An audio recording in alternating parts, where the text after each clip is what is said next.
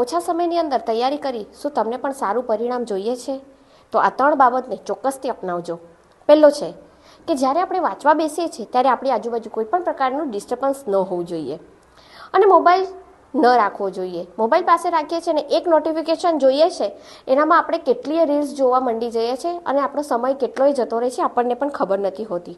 બીજું કે જ્યારે આપણે વાંચવા બેસીએ છીએ ત્યારે આપણને આળસ આવી જાય છે, કંટાળો આવી જાય છે. તો એ ટાઈમે વાંચતા વાંચતા જો આળસ આવી જાય તો તમે ઊભા થઈ શકો છો, પાણી પી શકો છો અને બરાબર બોડી સ્ટ્રેચ કરી શકો છો, થોડુંક વોક કરી શકો છો.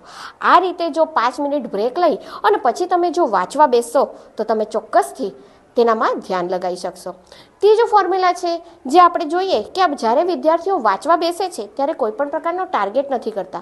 જેમ કે મારે 3 કલાકમાં એક ચેપ્ટર પતાવવું છે, મારે 1 કલાકમાં 3 દાખલા કરવા છે, મારે 15 મિનિટમાં 2 સવાલ કરવા છે. જો આ પ્રકારનો કોઈ પણ પ્રકારનો ટાર્ગેટ કરીને તમે વાંચવા બેસશો તો ચોક્કસથી તમારે સફળ થશો અને એના અંદર ધ્યાન લગાવી શકશો. તો આ 3 ફોર્મ્યુલા જરૂરથી અપનાવજો અને સારું રિઝલ્ટ તમારું લાવજો. Thank you.